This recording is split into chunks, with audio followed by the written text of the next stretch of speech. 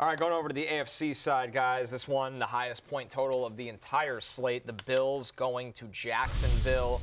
Of course, you'd have to pay a monster number for that Bills stack right there, Matthew, between James Cook and Josh Allen. Yeah, and I don't want it. To be honest with you, I think it's going to be a popular stack, and I'm not sure it's one that's going to pay off. I think they're going to try to run the ball quite a bit with James Cook. Jaguars have a really good defense. I would rather, if I was doing a stack in this game, I think I'd rather do it on the Jaguar side, and then maybe come back with a James Cook or something like that. But I think ETN has a big game here. I think they run him a ton. There hasn't been a quarterback hotter in fantasy football than Trevor Lawrence. You know, he's the best quarterback in fantasy since week 5. Since week 5, he's averaging over 22 fantasy points per game. How about Parker Washington? 21 fantasy points over the last 3 weeks as well. It's not like the Bills are great against slot receivers as well. So there's a bunch of different ways you could go with a Jaguar stack, but to me that's more interesting in this game. I will say this, Lawrence and Connor, I took the under in this game when we did early line alert earlier in the week, because 51.5, 52.5? When you took it, it was 52.5. It's 52.5. Yeah. So, right. I move the markets. Yes. Everyone knows. Yep. Yeah, put it out on social, and next thing you know. On what was the Threads? Yeah, on Threads. Yeah, all the sharps now coming in on the under. Do monitor Threads. Yeah, exactly. They monitor my Threads. Yeah. I could see under, especially from the Bills side of things, if they can't get James Cook going, because this season, the passing game has been able to get going after you get the run game going. You look at some of their last few games, you get 12 points versus the Eagles. You barely beat the Cleveland Browns. You struggled there. So their offense, you got to see that run game get going so it could open it up for Josh Allen to do his thing. Ryan Oswald says the Traveler Parker Washington all day. Yeah.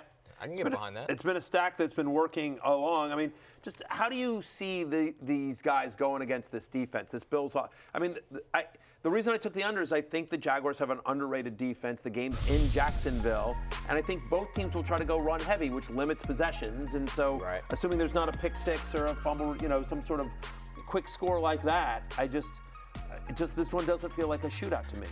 Yeah, looking at these prop markets, I would lean under on James Cook, 79.5. The Jags have the best rush defense in the NFL by success rate. They don't get a lot of love for that, but they do. Yeah, and I think that if you're constructing a story of success for the Bills in this game in terms of stacks, in terms of same-game parlays, it would be that Josh Allen is able to do it through the air, because this Jags pass defense, I think the jury's a little bit out still on them. They're not nearly as imposing against the pass as they are against the run. And so they just haven't played a lot of super explosive offenses while they've gone on this 8-game win streak. Like, the two best teams they played in that time were Bo Nix and the Broncos, and Bo Nix was horrific in that game. And then the Chargers with Justin Herbert, just before the Chargers hit the bye, and the Chargers scored 6 points. They just never really fired a shot. But I think that there is a world where Josh Allen can just move the ball through the air, and that's more likely than James Cook gashing the Jags. Yeah, if you want to stack him with Shakir and like Dalton Kincaid. Yeah. What about Brandon Cooks?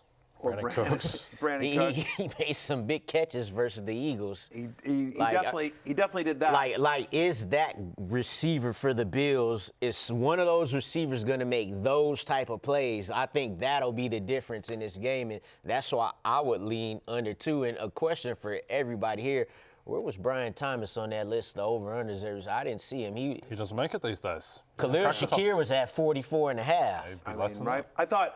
I thought, to me, the most interesting bet there was Travis Etienne at, I think it was 62.5 over. I would take the over there. I like Etienne a lot this week. Yeah. I don't think the Bills have a very good run defense, and I think that's what they're going to want to do is, if Josh Allen isn't on the field, Josh Allen can't hurt him.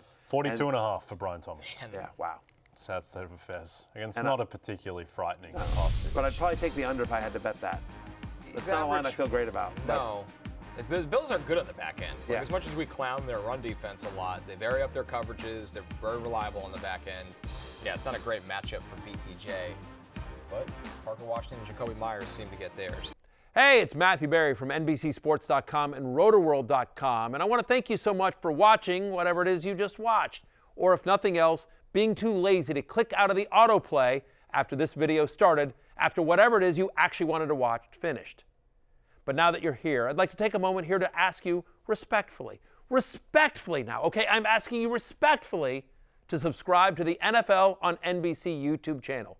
You'll get the latest Roto-World fantasy news headlines, all sorts of great shows, including my own Fantasy Football Happy Hour. So go subscribe now. Again, I'm asking respectfully.